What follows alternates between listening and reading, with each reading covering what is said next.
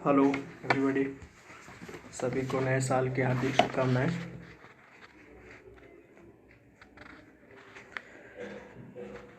प्रियांशु कह रहे हैं कि भाई गुस्से से क्यों देख रहा है। नहीं, गुस्से में नहीं हूँ। सभी को एक बार फिर से नए साल की हार्दिक शुभकामनाएं देता हूँ और उम्मीद करता हूँ कि सभी का ये नया साल खुशियाँ लेकर के आएगा, सबके लिए समृद्धि लेकर के आएगा, सुख शांति लेकर के आएगा। जैसा कि हमने 2020 गुजारा है उस तरह का ये साल बिल्कुल ना हो और आपकी जो भी मनोकामनाएं हों वो सभी इस साल पूरे हों। आपने जो भी इस साल में करने का सोच रखा है वो सभी चीज़ें आपको हासिल हों। और जैसा कि मैंने आपको पहले बताया था कि आज की कहानी जो है सुभाष चंद्र बोस जी के ऊपर होगी और उनकी डेथ मिस्ट्री कह सकते हैं कि भारत में अगर किसी नेता के मृत्यु की सबसे बड़ी अगर कोई रहस्यमयी घटना की अगर बात करें तो नेताजी सुभाष चंद्र बोस की एक कहानी उसमें आती है।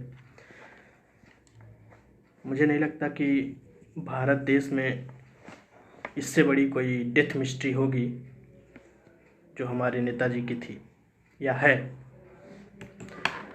आज भी 1945 से अगर जोड़ के देखें तो 1945 और 75 ईयर्स यानी कि 75 सालों बाद भी आज भी नेताजी की मौत की असलियत का पता आज तक किसी को नहीं चला। उस समय बाद 2 साल बाद उनकी मृत्यु का देश आज़ाद भी हुआ।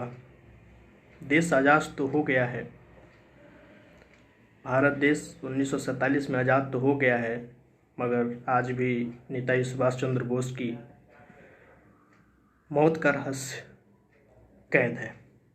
क्या वजह रहे और क्यों ऐसी बातें की जाने लगी कि नेताजी सुभाष चंद्र बोस की मृत्यु विमान दुर्घटना में नहीं हुई थी। इनके कई सारे रिपोर्ट्स थे, सरकारी जांच एजेंसियां भी काम करी, बहुत सारे सरकार अपनी अपनी स्तर पर टीमें बनाई और जांच की, मगर उसका नतीजा क्या निकला, सरकार अंत में क्या फैसला दी, क्या नेताजी का मौत वाकई एक विमान हादसे में हुआ था या वो भेष बदल कर देश में रहते रहे। सारी चीज़ों को आज हम बात करेंगे। थोड़े से उनके जीवन के बारे में अगर हम बात करें कि नेताजी सुभाष चंद्र बोस का जन्म 23 जनवरी को हुआ था, इसी महीने हुआ था। हालांकि ये कहानी अगर 23 जनवरी को आती तो शायद ज़्यादा अच्छी रहती, लेकिन कुछ दोस्तों ने मुझे मैसेज किया था इसलिए मैं आज ये कहानी सुना रहा हूँ। तो उनका जो जन्म हुआ था वो 23 जनवरी को 1897 में हुआ था और वो उनको जन्म जो था वो कटक के एक प्रसिद्ध वकील थे जानकी नाथ जी, उनके यहाँ हुआ था। उनके पापा का नाम ये है जानकी नाथ।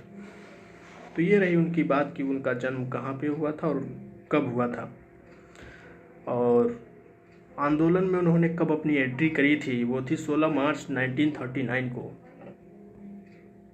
और उन्होंने आंदोलन में अपना सहभागिता दी।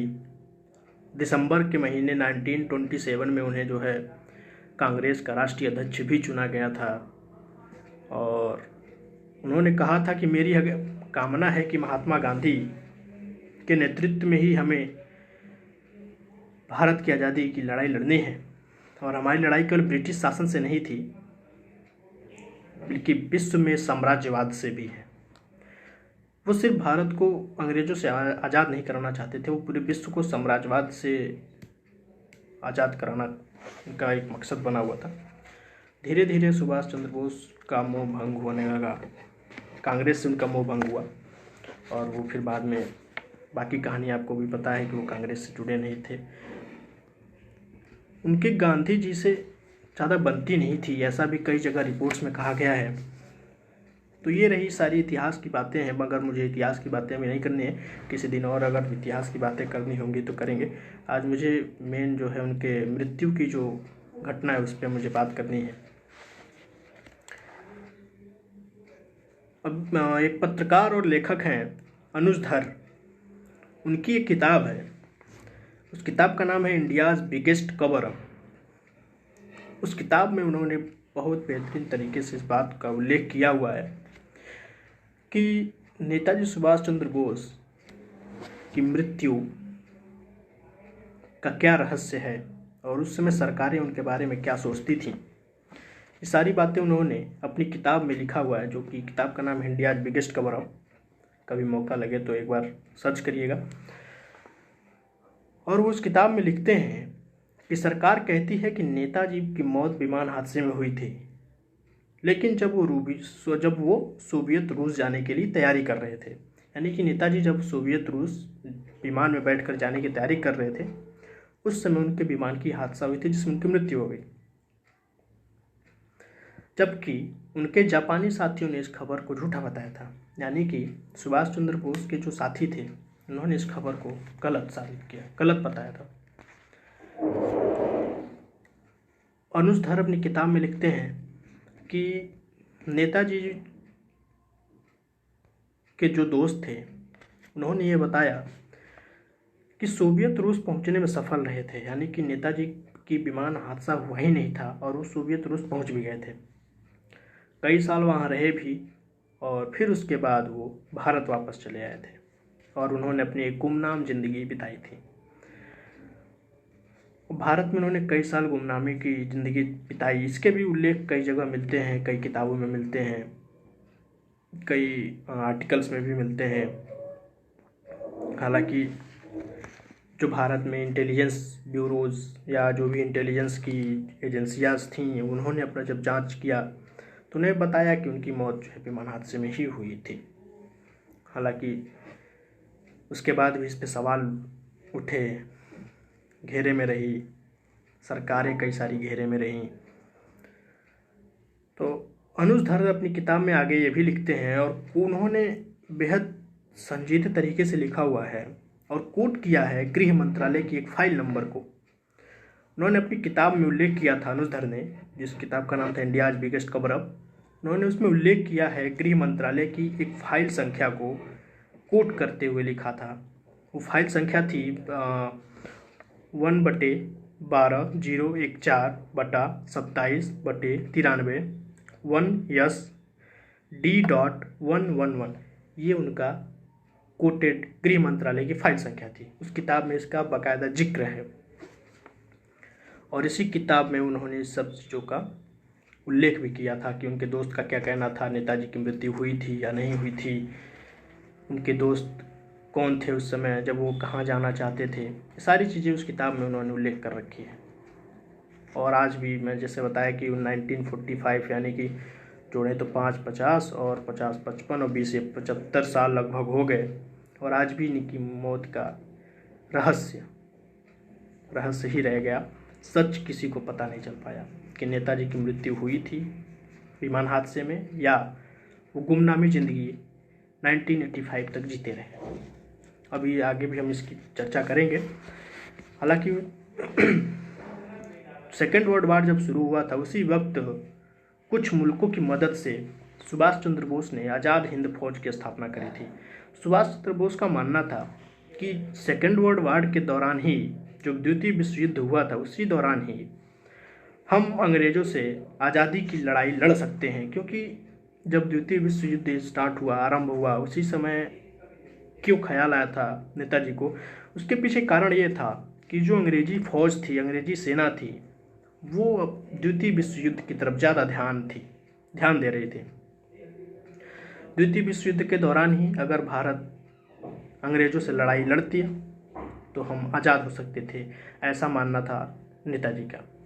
यही सोच कर उन्होंने आज़ाद हिंद फौज की स्थापना करी थी कुछ देशों के साथ मिलकर, जिसमें जापान एक अहम भूमिका निभाया था और जापान की लोगों ने ही उस आज़ाद हिंद फौज में एक अपनी सेना तैयार करने में, नेताजी की सहायता करने में अपना योगदान दिया था और उसी की बदौलत आज़ाद हिंद फौज बनी थी। नेताजी और गांधी जी की बात मैंने शुरू में बताई थी कि गांधी जी से और नेताजी की ज़्यादा बनती नहीं थी। उसके कई सारे उल्लेख मिलते हैं, किताबों में मिलते हैं। अनुज धर्मी लिखते हैं अपनी किताब में, इंडिया बिगेस्ट कवर अप में। और जैसा कि मैंने बताया अनुज धर के बारे में, उनकी जो किताब थी, वो पत्रकार हैं और लेखक भी हैं। तो कभी पढ़िएगा इस किताब को, अच्छी किताब है। और उन्होंने उल्लेख किया है कि गांधी जी से और नेताजी की ज़्यादा बनती नहीं थी। उसके कारण कई सारे हो सकते हैं, मगर वाजिब कारण एक था कि सत्यम शर्मा जी पूछ रहे हैं कि सर, हम अगर ब्रिटिश आर्मी की तरफ से लड़ते तो हम कैसे आज़ाद हो सकते थे महोदय। मैं ये बताना चाहता हूँ कि ब्रिटिश आर्मी की तरफ से हम नहीं लड़ना चाहते थे, हम उनकी तरफ से नहीं लड़ रहे थे। हम जापान के साथ मिल करके अपनी एक आज़ाद हिंद फौज बनाई थी, जिसमें सुभाष चंद्र बोस ने अपनी अहम भूमिका निभाई। और उससे हम अंग्रेज़ों के खिलाफ लड़कर आज़ादी लेना चाहते थे। और ये सब आरंभ हुआ था द्वितीय विश्व युद्ध के दौरान, जब अंग्रेज़ों की सेना द्वितीय विश्व युद्ध की तरफ फोकस कर रही थी। उसी समय सुभाष चंद्र बोस जी ने आज़ाद हिंद फौज की स्थापना करने की सोची थी। तो अगर मेरे से गलत कुछ निकला है तो उसके लिए सॉरी, लेकिन हम ब्रिटिश आर्मी की तरफ से नहीं लड़ रहे थे। ब्रिटिश आर्मी के खिलाफ हम अपनी आज़ादी की लड़ाई लड़ना चाहते थे, आज़ाद हिंद फौज बना करके। सत्यम शर्मा, हमें लगता है आपको समझ में आया होगा कि मैं क्या बताना चाहता था। तो मैं बता रहा था कि गांधी जी से उनके जो है बनती नहीं थी। उसके कारण हो सकते हैं बहुत सारे, मैंने भी देखा पढ़ा कई जगह। जो मुख्य वाजिब कारण थे वो ये था कि जब अंग्रेज़ों ने भगत सिंह को गिरफ्तार कर लिया था तो उनको फांसी की सज़ा हुई थी। उस समय नेताजी ने गांधी जी से कहा था कि आप अंग्रेज़ों से बात करें और आप बात करके भगत सिंह की फांसी को रुकवाएं और उन्हें रिहा करने के लिए मजबूर करें। लेकिन गांधी जी ने इसकी पहल नहीं की। और जैसा कि हम सभी जानते हैं कि गांधी जी पहल नहीं करे और उसके बाद से बहुत सारे कैदियों को उन्होंने रिहा किया था। अंग्रेज़ों ने बहुत सारे कैदियों को रिहा किया, लेकिन भगत सिंह को रिहा नहीं किया था। भगत सिंह को फांसी दी गई। उसके बाद उन्होंने भगत सिंह की फांसी के बाद से जब हो गई, फांसी हो गई, उसके बाद सुभाष चंद्र बोस नाखुश रहने लगे गांधी जी से। क्योंकि गांधी जी अगर पहल कर तो शायद एक रास्ता खुलता और भगत सिंह की फांसी शायद रुक सकती थी। मैं ऐसा नहीं कह रहा कि रुक ही जाती, इन दोनों बातों में बड़ा अंतर है। शायद रुक जाती, पहल करनी चाहिए थी। अब पहल क्यों नहीं हुई और गांधी जी ने पहल करी भी थी या नहीं, इसकी जानकारी हमें भी नहीं है। ये बातें मैं कुछ जगह लिखी हुई बातों जैसे किताबों में या फिर किसी आर्टिकल पे बेस्ड हैं, उनके थ्रू मैं बता रहा हूँ। और उसके बाद से आते हैं कि सुभाष चंद्र बोस ने 5 जुलाई 1943 में सिंगापुर में एक टाउन हॉल के सामने उन्होंने सुप्रीम कमांडर के तौर पर सेना को संबोधित किया था। और उसी समय वो नारा दिए थे, दिल्ली चलो। सुभाष चंद्र बोस के वैसे बहुत सारे नारा हैं, उसमें एक ये भी था कि दिल्ली चलो। आज भी बहुत सारी पार्टियां इस नारे को लेकर चलती हैं कि दिल्ली चलो। तो ये नारा वहीं से आया था, सुभाष चंद्र बोस जी के द्वारा दिया गया था 5 जुलाई 1943 में, यानी कि 5 जुलाई।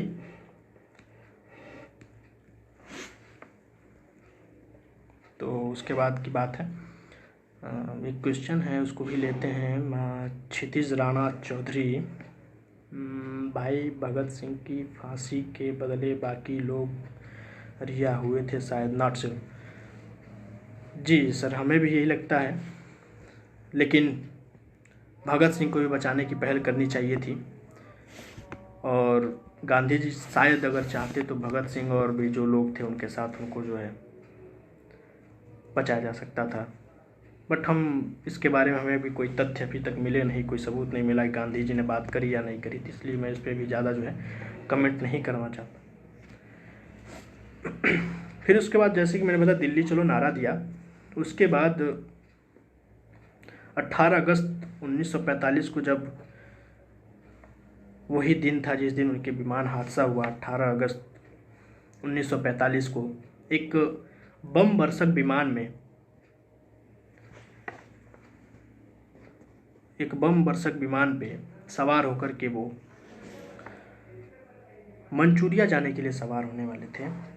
और उस जहाज़ में कुछ खामियां थीं उस दिन 1945 18 अगस्त में, जब वो जहाज़ जो थी बम वर्षक जहाज़ कह सकते हैं उसको, उसमें कुछ खामियां भी थीं। उसमें खामियां ये थी कि वो उस दिन, जिस दिन उसको उड़ान भरनी थी मंचूरिया के लिए, जिसमें नेताजी सवार थे, उस दिन उसको उड़ान भरने में दिक्कत हो रही थी। उसके कारण कोटेड हैं, जो लिखा हुआ है, उसके कारण ये थे कि उस विमान के क्षमता से ज़्यादा लगेज उसमें रख दिया गया था। और इस बात पर ध्यान देने की ज़रूरत है कि ज़्यादा लगेज रखा क्यों गया था। इसका भी कोई भी उत्तर नहीं मिलता है आज भी कि उस जहाज़ में इतना सामान क्यों रखा गया और उस दिन क्यों इतना लोडेड किया गया उसको। हालांकि ये सब लिखा है कि विमान जो था उस ज़्यादा ओवरलोडेड था, जिसके वजह से उसको उड़ान भरने में दिक्कत हो रही थी। फिर भी उस जहाज़ में नेताजी सुभाष चंद्र बोस मंचूरिया जाने के लिए सवार हुए थे। लेकिन 2:30 बजे जहाँ पर विमान खड़ा था वो ताइहेकू विमान एयरपोर्ट था, और ताइहेकू जो एयरपोर्ट था वहाँ पर ही विमान था। और 2:30 पर एक वहाँ बड़ा जोर धमाका होता है, और कहा जाता है कि इसी धमाके की वजह से वो जो बम वर्षक विमान थी जिसमें नेताजी सवार थे, उस विमान में आग लग गई थी। जिसके वजह से उस विमान में आग लगने की वजह से नेताजी उसमें फंस गए थे। और जब विमान में आग लगी थी तो नेताजी के एक खास आदमी थे जो हमेशा नेताजी के साथ रहा करता था, और उस समय भी वो नेताजी के साथ ही था। उनका नाम है, जो उनके साथी थे नेताजी के, उनका नाम था कर्नल हबीबुर रहमान।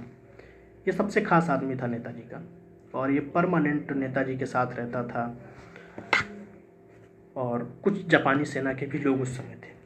रिपोर्ट के मुताबिक अगर हम बात करें तो जहाज़ में आग लगी तो कर्नल हबीबुर रहमान जो थे वो थोड़े बेहोश से हो रहे थे, और उनकी नज़र जब नेताजी पे पड़ी तो उन्होंने भी हिम्मत जुटाई, और दोनों ने, यानी कि नेताजी और कर्नल हबीबुर रहमान ने, आगे वाले दरवाजे की तरफ विमान में आग लग गई थी, लेकिन वो लोग पिछले दरवाजे से निकलने की कोशिश कर रहे थे। जैसा कि मैंने आपको पहले ही बता दिया कि ओवरलोडेड होने की वजह से, यानी कि सामान ज़्यादा रखे जाने की वजह से, जो पिछला दरवाज़ा था वो खुलना बड़ा मुश्किल सा लग रहा था, और वो खुला नहीं। और आग इतनी तेज थी कि वहाँ पर इतना सोचना के समय नहीं था कि भाई अब आगे क्या करना है। तो उन दोनों लोगों ने जब दरवाज़ा खोलने की कोशिश की, पिछली दरवाज़ा, और खुला नहीं, तो उन दोनों ने सोचा कि क्यों ना हम आग वाले ही दरवाजे से दौड़कर तेज़ी से निकल जाएं। जैसा कि आप लोग सर्कस में देखते भी हैं कि वो जो सर्कल होता है, आग वाली फायर सर्कल, वो लोग एक्टर्स जो भी कलाकार हैं वो निकलते हैं, तो सेम वही प्रोसेस उन लोगों ने सोचा कि हम आग वाले ही डायरेक्शंस में जाते हैं और तेज़ी से दौड़कर बाहर निकल जाएंगे। आग तेज़ थी और इन दोनों ने वही किया, क्योंकि उनके पास और कोई रास्ता नहीं था। तेज़ी से दौड़ करके वो आग वाले रास्ते से निकले, और वहाँ पे जो ग्राउंड स्टाफ थे, जब उन्हें पता लगा था कि हादसा हुआ है, तो वो अपने बचाव और राहत कार्य के लिए पहुँचे थे। तो वहाँ के ग्राउंड स्टाफ ने इस बात को बताया है कि जब वो लोग वहाँ पहुँचे तो 2 आदमी अंदर से तेज़ी से आग की तरफ से भागते हुए बाहर निकलने की कोशिश कर रहे थे, और उसमें वही 2 लोग थे, यानी कि हमारे सुभाष चंद्र बोस जी और उनका जो साथी कर्नल हबीबुर रहमान, ये दोनों लोग थे। और उन आग की वजह से नेताजी, कहा जाता है कि नेताजी बुरी तरह से जल चुके थे, और उन्हें अस्पताल लेके जाया गया। अस्पताल ले जाने की बात भी लिखी गई है, और अस्पताल में ले जा कर के उनको जो है डॉक्टर पूरा ट्रीटमेंट करते हैं, लेकिन उनको जो है मृत्यु घोषित कर दिया। लोकल टाइम वहाँ पर जो ताइहेकू का था वो 9 बजे का था और उस समय उनको मृत्यु घोषित कर दिया जाता है। और वो दिन थी 18 अगस्त 1945, जिस दिन नेताजी सुभाष चंद्र बोस की मृत्यु हुई थी। और वहाँ का लोकल टाइम 9 बजे का था। और उसी दिन उनकी जब मृत्यु हुई नेताजी की, उसी दिन जो है उनका अंतिम संस्कार भी कर दिया गया। हालांकि उन्हें भारत भी लाया जा सकता था। इस बात पर भी कुछ लोगों ने सवाल खड़ा किए कि उनको जो है ले आना चाहिए था, भारत ले आना चाहिए था, उनका दाह संस्कार भारत करना चाहिए था, भारत में करना चाहिए था, मगर ऐसा नहीं हुआ। उसी दिन वहीं ताइहेकू में ही उनका अंतिम संस्कार कर दिया गया। और उनकी अंत्येष्टि जो थी वो पहुंचा दी गई थी 7 सितंबर 1945 में टोक्यो में। आशुतोष कह रहे हैं कि उनकी डेड बॉडी नहीं मिली थी।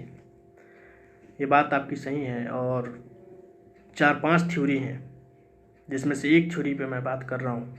और उस थ्योरी में यही लिखा गया है और कि उनकी डेड बॉडी मिली थी या नहीं मिली थी इसके बारे में हमें भी नहीं पता, ना ही किसी को पता है। लेकिन एक थ्योरी जो है जिसके आधार पर हम बात कर रहे हैं, वो एक थ्योरी ये है।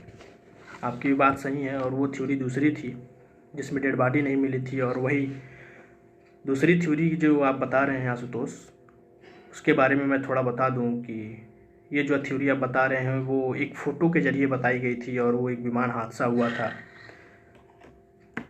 एक पहाड़ियों में, जिसकी तस्वीर उन्हीं के जो साथी थे कर्नल हबीबुर रहमान, उन्होंने जारी करी थी और कहा था कि उनकी मृत्यु जो है पहाड़ियों में हुई थी। अगर उस पहाड़ियों में उनकी मृत्यु हुई थी तो हबीबुर रहमान को भी पता होगा कि कैसे हुई थी। और इकलौता वही व्यक्ति थे हबीबुर रहमान जिन्हें पता था कि सुभाष चंद्र बोस जी के साथ क्या हुआ और क्या नहीं। तो इसलिए उनकी डेड बॉडी मिली या नहीं मिली और हादसा कैसे हुआ, इसकी भी जानकारी आज तक किसी को नहीं है। हालांकि मैं जो बता रहा हूँ ये लिखी हुई बातें हैं, मैंने कोटेड की हुई है, किताब के बारे में भी कोट किया है। और ये सारे तथ्य आपको मिल भी जाएंगे, आप एक बार खोजेंगे तो कोई भी तथ्य गलत नहीं होंगे। हाँ, बोलने में अगर कोई डाटा गलत होगा तो वो हो सकता है। तो जैसा कि बताया कि उनकी मृत्यु हॉस्पिटल में हुई, अभी इसका हम आगे जिक्र करेंगे। और यहीं से सवाल उठ जाता है कि जब उनकी मृत्यु हॉस्पिटल में हुई तो हॉस्पिटल से कोई भी फ़ोटो, वीडियो, तस्वीर या कोई भी किसी प्रकार की तस्वीर या हॉस्पिटल ले जाते वक्त की तस्वीर आज तक कभी सामने नहीं आई। और यही कारण रहा कि ये मौत रहस्य बन गया। क्योंकि जब भी आप हॉस्पिटल जाते हैं या किसी को भी लेके जाते हैं तो आप कुछ फॉर्मेलिटीज़ तो ज़रूर पूरा करते होंगे। इस तरह की कोई भी चीज़ें जांच के दौरान मिली नहीं। और आगे भी हम बात करेंगे कि 3 जांच एजेंसियां भी, 3 कमेटी ने भी जांच करी इस बात में, तो आगे वो बात करेंगे। तो बताया कि वहाँ पर अंत्येष्टि उनकी जो है टोक्यो पहुँचा दी गई। और उस समय टोक्यो में इंडियन लीग के अध्यक्ष थे राम मूर्ति, जिनको जो है ये अंत्येष्टि सौंप दी गई थी। हालांकि आपको पता है कि 18 अगस्त को उनकी मौत हुई थी। और इसका सार्वजनिक ऐलान जो हुआ वो हुआ था 25 अगस्त को टोक्यो रेडियो के द्वारा। अभी आप जो कह रहे थे आशुतोष की उनकी डेड बॉडी नहीं मिली थी, इसी वजह से ये मौत आज भी रहस्य बना हुआ है। अगर किसी व्यक्ति के हॉस्पिटल में मौत होती है तो सबको पता है कि डेथ सर्टिफिकेट जो है जारी कर दिया जाता है, मगर ऐसा सुभाष चंद्र बोस जी के साथ नहीं हुआ। नहीं हॉस्पिटल से कोई फ़ोटोज़ मिले, ना उनको ले जाने या ले आने की कोई तस्वीर मिली, और न ही विमान हादसे का कोई तस्वीर है। और ये ताइहेकू में हुआ था, जैसा कि मैंने पहले बताया था। ताइहेकू वही जिसको आज हम ताइवान जानते हैं। और इसी वजह से शक और सवाल दोनों पैदा होने लगे। नेताजी भेष बदलने में बड़े माहिर थे, ये सबको पता है। और नेताजी सुभाष चंद्र बोस कई बार अंग्रेज़ों को जो है भेष बदल कर धोखा दिया था।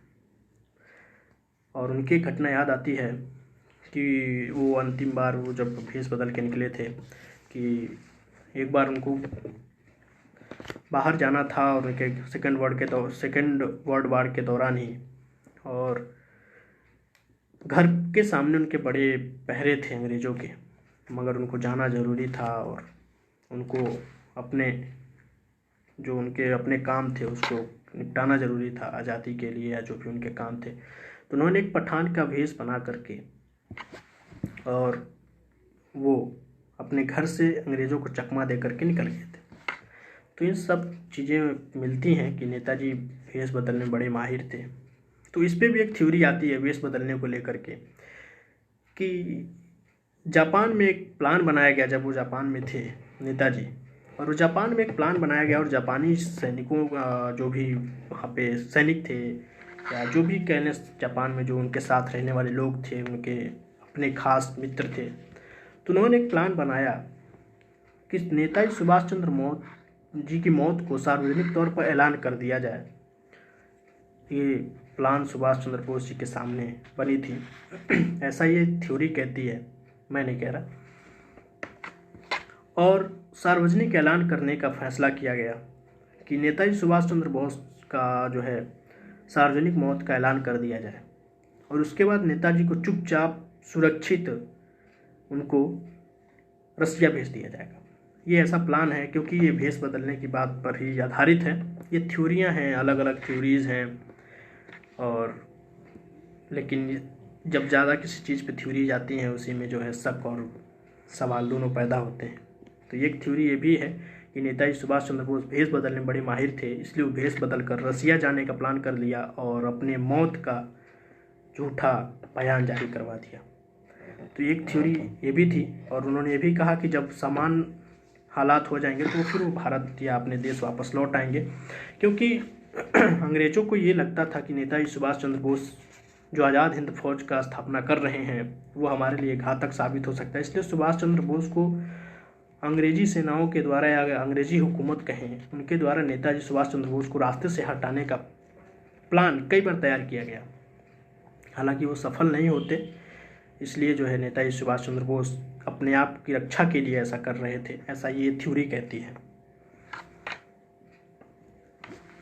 तीसरी थ्योरी ये भी आती है कि नेताजी सुभाष चंद्र बोस रसिया तो पहुंच गए, मगर रसिया के कुछ लोग और अंग्रेजी हुकूमत के लोग मिलके एक और प्लान बनाते हैं, यानी कि ये तीसरा प्लान है। और वो प्लान ये था कि रसिया ने नेताजी सुभाष चंद्र बोस को अंग्रेज़ों के हवाले सौंप दिया और अंग्रेज़ों ने अपनी पूछताछ में नेताजी को टॉर्चर किया और उस टॉर्चर के दौरान नेताजी की मृत्यु हो गई थी। ये एक तीसरी थ्योरी भी आती है, और इसका भी कोई सबूत नहीं मिला। ये सारी थ्योरीज़ हैं, कहीं कोई इसका प्रूफ नहीं है, कोई तथ्य नहीं है। इसीलिए कहा जाता है कि भारत के इतिहास में अगर किसी नेता की मृत्यु का रहस्य अगर है तो वो सबसे बड़ी जो है यही रहस्य है।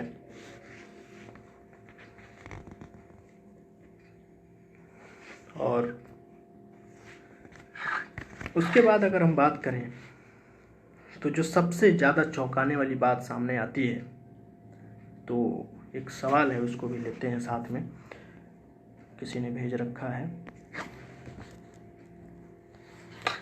दिल्ली चलो जो नेताजी का नारा था, आज उसी के तर्ज पर हमारे देश के अन्नदाता भी दिल्ली कुछ करना चाहते हैं, लेकिन सरकार आंदोलन को आंदोलन करने से रोक रही है, जैसा कि अंग्रेज़ों ने उस टाइम इंडियंस के साथ किया था। इस पर भी अपनी अपनी राय हो सकती है, मगर आज हम अभी किसानों पर चर्चा नहीं कर रहे हैं, तो इस पर मैं भी चर्चा नहीं कर रहा और कहानी लंबी होती चली जाएगी। तो इसलिए आशुतोष जी ऐसा कह सकते हैं और ऐसा नहीं भी कह सकते हैं, क्योंकि ज़मीनी हकीकत न हम आप जा कर के नहीं देख रहे, हम वही चीज़ें देख रहे हैं जो हमें दिखाया जा रहा है या जो मीडिया पे आती है, इन्हीं सब चीज़ों पर हम यकीन कर रहे हैं। तो इसके लिए मेरे पास भी कोई तथ्य नहीं है और न ही मैं ही कोई ग्राउंड जीरो पर जाता हूँ, ना आप जाते हैं। तो आगे की हम बात करें तो सबसे चौंकाने वाली बात, जो ऊपर की 3 थ्योरियाज थी मैंने आपसे बात करी, तो उन तीनों थ्योरी की कोई सबूत या कोई तथ्य नहीं थे। जैसे कि पहला, विमान हादसे में उनका मौत हो जाना, और दूसरा था कि भेष बदल करके जापान चले जाना, दूसरी थ्योरी। तीसरी थ्योरी थी कि उनकी मृत्यु टॉर्चर करने के दौरान हो गई थी। हालांकि सबसे ज़्यादा चौंकाने वाली बात तब होती है जब लोग ये दावा करने लगे कि नेताजी की मृत्यु 1945 में नहीं बल्कि 1985 में हुई थी। और इसके कई सारे तथ्य लोगों ने दिए कि ऐसा हुआ, ऐसा यहाँ देखा गया। जैसा कि लोगों ने कहा कि नेताजी सुभाष चंद्र बोस को उन्होंने छत्तीसगढ़ के रायपुर में भी देखा, नॉर्थ इंडिया में भी देखा, नॉर्थ ईस्ट में और कई बार उनको मुंबई जाने वाली ट्रेनों में भी देखा गया था। एसी के 3rd कोच में भी देखने की बात थी, तस्वीरें थीं। कुछ लोग चाइना के आर्मी के साथ उनकी तस्वीरें भी अपलोड करी थी। बाद में वो तस्वीरों को जांच में पता चला कि वो सारी तस्वीरें फेक थी, एडिट करके बनाई गई थी। तो इन सब सारी चीज़ों का तथ्य है। लेकिन सबसे चौंकाने वाली बात तब आई जब फैजाबाद में उनको गुमनामी बाबा के रूप में जाने जाने लगा। फैजाबाद, जो कि अब योगी आदित्यनाथ के द्वारा अयोध्या कर दिया गया है।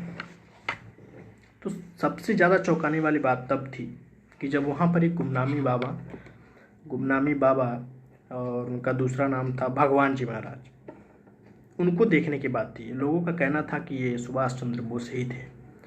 उनके साथ जो कागजात मिले, लोगों ने उसको जो सुभाष चंद्र बोस के साथ जोड़ करके देखा और सुभाष चंद्र बोस से ही उनकी लगाव, मतलब वो कहने लगे कि ये सुभाष चंद्र बोस ही थे, बाकी और कोई नहीं थे। गुमनामी बाबा को सुभाष चंद्र बोस ही माना जाता रहा। 1985 में उनकी मृत्यु हुई थी। इसलिए कहा गया कि 1945 में नेताजी सुभाष चंद्र बोस की मृत्यु नहीं हुई थी। इस थ्योरी के अकॉर्डिंग कहा जा रहा है, जो गुमनामी बाबा को देखने की बात थी। यह बात 1985 में चली और फैजाबाद में एक सन्यासी भेष में रह रहे और उनकी मृत्यु हुई 1985 में। आज़ादी के 1947 में सरकारें मान रही थी कि नेताजी की मौत विमान हादसे में हुई, और उसके बाद से 1956 में, हालांकि सरकार 3 टीमें बनाई थी अलग अलग समय पे, उन सभी चीज़ों पर हम धीरे धीरे बात करेंगे। जो पहली टीम बनी थी वो 1956 में भारत सरकार द्वारा बनाई गई थी, और उसका ये जिम्मेदारी दिया गया उस कमेटी को कि आप इस पर जांच करें और ये बताएं कि नेताजी की मौत विमान हादसे में हुई थी या नहीं हुई थी। उस कमेटी को शाहनवाज कमीशन कहा जाता है, और उस कमेटी में सबसे ज़्यादा अहम रोल जिन्होंने निभाया था वो वही व्यक्ति थे जो सुभाष चंद्र बोस के साथ रहते थे। जैसा कि मैंने पहले बताया, कर्नल हबीबुर रहमान वही सबसे ज़्यादा अहम रोल निभाए थे। जो पहली कमेटी बनी थी 1956 में, उसी में हबीबुर रहमान ने अपना अहम योगदान दिया था, और वो शाहनवाज कमीशन थी। हालांकि ये शाहनवाज कमीशन जो थी इस तथ्य को लेकर के चली, और बाद में उन्होंने यही कहा कि हादसे के दौरान ही उनकी मौत हुई थी। फिर उसके बाद 1970 में भारतीय सरकार ने एक और कमीशन बनाई, और वो जस्टिस जो घोसले थे उनके द्वारा जांच करने का आदेश दिया गया। जस्टिस घोसले भी अपने जांच के दौरान इस तथ्य तक पहुंचते हैं कि नेताजी सुभाष चंद्र की मृत्यु एक विमान हादसे में हुई थी। लेकिन तब तक के मामला फिर वो हाई कोर्ट में भी कोलकाता के कोर्ट में गया, और वो मामला वहाँ चलता। उसके बाद 2006 में फिर तीसरी कमीशन बनाई गई सरकार के द्वारा, भारतीय सरकार के द्वारा, और उसकी जो जिम्मेदारी दी गई वो जस्टिस मुखर्जी के देखरेख में दी गई, और यह तीसरी कमीशन बनाई गई सरकार के द्वारा, और उसमें भी यह जांच करने का आदेश था कि नेताजी सुभाष चंद्र बोस की मौत का रहस्य सामने लाया जाए।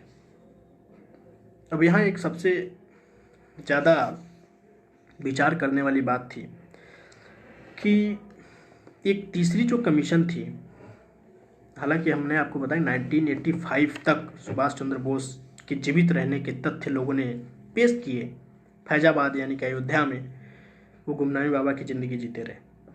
लेकिन बाकी जो दोनों कमीशन थी, यानी कि जो 1956 में बनी और जो 1970 में बनी, इन दोनों ने कभी गुमनामी बाबा के बारे में कोई जानकारी अपने रिपोर्ट में लगाई ही नहीं थी। अब इसके कारण क्या थे और क्यों इन्होंने उस एंगल को लेकर जांच नहीं करा, इस पे भी सवाल खड़े किए गए। हालांकि जो तीसरा कमीशन था, ये तो विमान हादसे में मौत का रहस्य ढूंढ ही रहा था और साथ ही साथ इस बात का भी पता कर रही थी ये कमीशन कि क्या वाकई में गुमनामी बाबा ही सुभाष चंद्र बोस थे। और उसी समय अगर हम बताएं 1985 या जब उनकी मृत्यु का ये बात था, तो जब ये 2006 में जस्टिस मुखर्जी ने के देख रेख में ये कमीशन जांच कर रही थी, उसके कुछ दिनों पहले ही जो सरकार थी उत्तर प्रदेश, यानी कि जो फैजाबाद हमारे उत्तर प्रदेश में है, उत्तर प्रदेश की सरकार उस समय समाजवादी पार्टी की थी, तो उन्होंने भी इस पर जांच कराई थी कि क्या जो गुमनामी बाबा फैजाबाद यानी कि अयोध्या में रहते हैं, क्या वो सुभाष चंद्र बोस ही थे। तो उनकी रिपोर्ट और जो जस्टिस मुखर्जी की रिपोर्ट आई, उन दोनों रिपोर्ट में कुछ चीज़ें सामान्य रूप से देखने को मिली और बाद में जस्टिस मुखर्जी ने अपनी रिपोर्ट में ये कह दिया कि नेताजी सुभाष चंद्र बोस की मौत उस विमान हादसे में नहीं हुई थी और वो अपना जीवन आगे भी व्यतीत करते रहे। यानी कि जो तीसरी कमीशन थी वो बाकी दोनों कमीशन से अपने तथ्य अलग अलग दे रही थी। यानी कि उसका कहना था कि नेताजी सुभाष चंद्र बोस की मौत 1945 18 अगस्त को एक विमान हादसे में नहीं हुआ था। ये तीसरी कमीशन जो कि मुखर्जी की कमीशन 2006 में जो बनाई गई थी उसका कहना था। और उन्होंने ये भी कहा कि 18 अगस्त को ताइहेकू में जो प्लेन क्रैश हुई उसके मुख्य कारण ये थे कि जस्टिस मुखर्जी बाकी दो कमेटियों से अलग क्यों चले गए। एक जो पहली कमेटी बनी थी 1956 में शहनवाज कमीशन, फिर 1970 में बनी थी दूसरी कमेटी घोसले जी, जस्टिस घोसले के साथ जो कमीशन बनी थी, उन दोनों ने अपनी जो बातें कहीं वो कहीं कि उनकी मृत्यु विमान हादसे में हुई। तीसरा कमीशन उन दोनों के विचारों से बिल्कुल उलट चला गया। तीसरा कमीशन का विचार कुछ और है। उसका मुख्य कारण जस्टिस मुखर्जी देते हैं और कहते हैं कि अपने पूरी जांच के दौरान उनको कहीं कोई ऐसा सबूत ही नहीं मिला जिससे ये साबित किया जा सके कि 18 अगस्त 1945 को ताइहेकू यानी कि ताइवान में कोई विमान हादसा हुआ हो। यानी कि मुखर्जी की जो तीसरी कमीशन थी, उन्होंने स्पष्ट ये बात कही कि पूरे जांच के दौरान उनको कहीं भी ऐसा तथ्य नहीं मिला कि ताइवान यानी कि ताइहेकू में कोई प्लेन क्रैश हुआ हो। आपको पता है कि प्लेन क्रैश होने का मतलब कहीं न कहीं उसकी कोई न कोई जो है रिकॉर्ड होगी। हालांकि मुखर्जी का कहना यह था कि उनको कोई रिकॉर्ड नहीं मिला, ताइहेकू में कोई ऐसा प्लेन क्रैश हुआ ही नहीं था, और जब प्लेन क्रैश ही न हुआ हो तो नेताजी सुभाष चंद्र बोस की मौत ताइहेकू में प्लेन क्रैश होने की वजह से कैसे हो सकती है। तो ये उनके तथ्य थे और वो गुमनामी बाबा को बारे में कुछ ज़्यादा बताया नहीं क्योंकि उनके पास कोई ठोस सबूत नहीं था। हालांकि इनका इतना कहना था कि उनकी मौत 1945 में प्लेन क्रैश होने की वजह से नहीं हुई थी।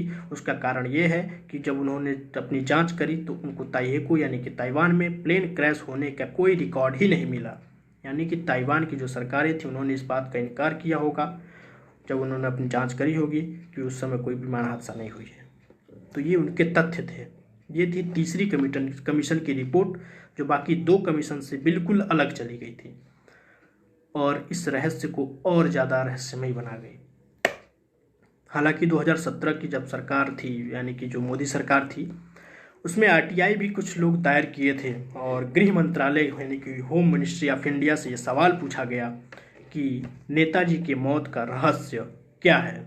और इस पर बाकायदा 2017 यानी कि मोदी सरकार जो थी उसके गृह मंत्रालय ने अपना बाकायदा उत्तर दिया है आरटीआई के थ्रू ही कि उस समय भारत सरकार ने जो जवाब दिया उसके बारे में ये था कि तीनों कमीशन के हिसाब से यानी कि तीनों कमीशन कहने का मतलब कि इसमें से कुछ एंगल जो है तीसरी कमीशन जो घोषले मुखर्जी साहब की थी उसको हटा दें, क्योंकि मुखर्जी साहब ये साबित नहीं कर पाए कि 1985 तक फैजाबाद यानी कि अयोध्या में रहने वाले जो गुमनामी बाबा थे वही सुभाष चंद्र बोस थे। इसका सबूत वो पेश नहीं कर पाए। हालांकि बस वो इतना कहते थे कि विमान हादसा हुआ नहीं था, इसकी वजह से उसमें सुभाष चंद्र बोस की मौत होने का कोई कारण नहीं है। तो अगर बाकी कमीशंस के हिसाब से अगर सरकार ने जो उत्तर दिया, उन्होंने लिखा कि सरकार आज भी यही मानती है कि 1945 18 अगस्त को नेताजी सुभाष चंद्र बोस की मौत एक प्लेन क्रैश में हुई थी। हालांकि ये सवाल और ये शक आज भी बना हुआ है। लोग आज भी इस सवाल का जवाब तलाशने के लिए अलग अलग समय पे अपना अपना कमीशन बना बना के सरकारों ने जांच कराई, मगर कुछ सबूत सामने नहीं आए। नेताजी सुभाष चंद्र बोस की मौत का रहस्य आज भी रहस्य है। और आरटीआई का, जैसे मैंने बताया, 2017 में कुछ लोगों ने होम मिनिस्ट्री से पूछा था, उसका जवाब होम मिनिस्ट्री ने दिया था कि नेताजी सुभाष चंद्र बोस की मृत्यु प्लेन क्रैश में ही हुई थी। ऐसा सरकार अभी भी मानती है। दूसरी बात, आरटीआई में यह भी पूछा गया था कि क्या गुमनामी बाबा के बारे में कोई जानकारी गृह मंत्रालय दे सकता है। तो गृह मंत्रालय ने इस पर अपना पूरा कोट करते हुए लिखा कि जो गुमनामी बाबा फैजाबाद में रहते थे, यानी कि अभी जो अयोध्या हो चुका है, वो नेताजी सुभाष चंद्र बोस नहीं थे। उसका कारण ये था कि जो मुखर्जी साहब की जो कमीशन थी वो ये तो कहती थी कि उनकी मृत्यु 1945 में नहीं हुई थी, मगर इस तथ्य पर भी वो नहीं जा पाए कि 1985 तक जो गुमनामी बाबा फैजाबाद में रहे वो नेताजी सुभाष चंद्र बोस ही थे। इसको उन्होंने साबित नहीं किया, इनके पास कोई ठोस सबूत नहीं मिले। इसलिए सरकार जो अपनी आरटीआई में उत्तर देती है वो यही कहती है कि नेताजी सुभाष चंद्र बोस की मृत्यु उस प्लेन क्रैश में ही हुई थी, ताइहेकू एयरपोर्ट पे ही हुआ था। और दूसरी बात कि जो गुमनामी बाबा के नाम से जीवन यापन कर रहे थे 1985 तक फैजाबाद में, वो नेताजी सुभाष चंद्र बोस नहीं थे। और भारत सरकार आज भी यही मानती है कि नेताजी सुभाष चंद्र बोस की मृत्यु 1945 में ही हुई थी। तो ये सारी चीज़ें थीं, और नेताजी सुभाष चंद्र बोस की मृत्यु की जो भी बातें थी, मैंने कोशिश की है कि इन सभी बातों को आप तक पहुंचाया जाए। और कुछ बातें मैंने आपको शुरू में ही बता दी थी, कुछ किताब के बारे में बताया था कि एक लेखक अनुजधर जो अपना किताब में ये सब चीज़ें कुछ बातें लिखते हैं और सवाल खड़े करते हैं। बहुत सारी सरकारें भी सवालों के घेरे में आई थी। तो ये रही आज की इतनी कहानी। आगे फिर किसी ऐसे ही कहानी के साथ आपके सामने होंगे। और एक बार सभी को पुनः नए वर्ष की हार्दिक शुभकामनाएं। कोरोना के नए स्ट्रेन भारत में आ चुका है, सभी को पता है, तो थोड़ा सावधानी बरतने की ज़रूरत है। तो किसी को कोई सवाल हो तो फिर भेज सकते हैं, देखते हैं कोई सवाल। सर, किसान आंदोलन पर लाइव आकर अपने विचार शेयर करें, सत्यम शर्मा। ठीक है, करते हैं किसी दिन। किसान आंदोलन का तथ्य तभी सामने आ सकता है कि जब आप ज़मीनी हकीकत को जानने की कोशिश करें।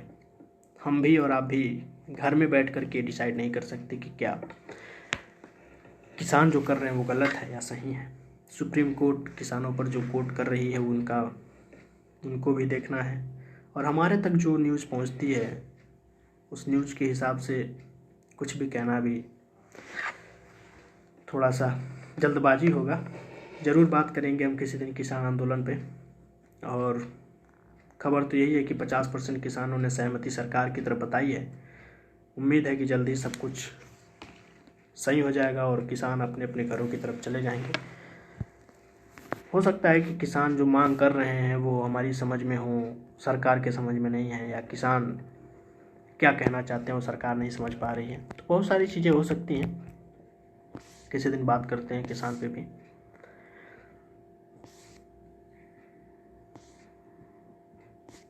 बाकी और भी कुछ लोगों के सवाल हैं। एजाज अहमद, थैंक यू भाई।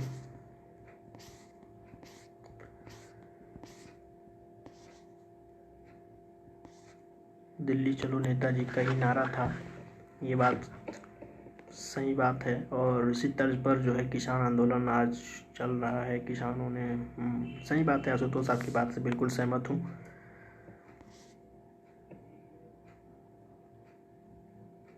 आशुतोष जी भी कह रहे हैं कि किसान आंदोलन पे बात होनी चाहिए। ठीक है, करते हैं किसान आंदोलन पे बात, थोड़ी हमें भी जानकारी मिल जाए। हालांकि किसान परिवार से हम भी हैं, तो कुछ मांगे किसानों की हम भी अब चाहते हैं कि वो पूरी की जाए। जैसे एमएसपी हो, और एमएसपी लागू करना और एमएसपी पे कानून बनाना बहुत ज़रूरी है। और गांव देहात में जो किसान हैं उनके ज़मीनी हकीकत को जानने के लिए सरकार को तो गाँव की तरफ तो रुख करना ही पड़ेगा। बड़े बड़े किसान या बड़े बड़े पूंजीपतियों की तरफ देख करके छोटे किसानों की हत्या करना भी सरकार की नाकामी हो सकती है। तो सरकार को गांव के उससे छोटे से किसान जिसका छोटा सा भी ज़मीन खेती के लिए है, उसके फ़ायदे के बारे में सोच के चलना पड़ेगा। और एमएसपी, जो कि हमें भी पता है कि सरकार चाहे एमएसपी कुछ भी लागू कर दे, जब तक कानून नहीं बनेगा तब तक बिचौलिए जो है किसानों को ठगते ही रहेंगे। इस बात पर मेरा पूरा समर्थन है कि एमएसपी पर कानून होना चाहिए और कठोर कानून बने। ट्रिपल तलाक पे कानून सरकार के द्वारा बनाया जा सकता है, तो एमएसपी पे भी कानून बनाया जा सकता है। चलिए, बाकी अब किसी ने कोई सवाल तो पूछा नहीं है। खैर, तो आज के लाइव सेशन को यहीं पे समाप्त करते हैं और अगली बार अगले संडे को कोशिश करेंगे कि किसी और महापुरुष की कहानी के साथ। और अगर आपके कोई ऐसे कहानी सुनने का कोई विचार है या किसी के बारे में आप कहानी सुनना चाहते हैं तो हमें मैसेज करिएगा। कोशिश करेंगे कि धीरे धीरे चीज़ें आप तक पहुंचाई जाएं, जो भी रहस्य हैं या जो भी ऐसे महापुरुष की कहानियां हैं जो शायद कम लोगों को पता हैं। हालांकि सुभाष चंद्र बोस की कहानी कम लोगों को नहीं पता है, बहुत से ज़्यादा लोगों को पता है, लेकिन रहस्य आज भी रहस्य ही बना हुआ है, आज 75 सालों बाद भी। तो चलिए, ठीक है, अपना ख्याल रखिए। और कोरोना का समय है और थोड़ा अपना ध्यान रखें। चलिए, गुड नाइट, सबका खैर।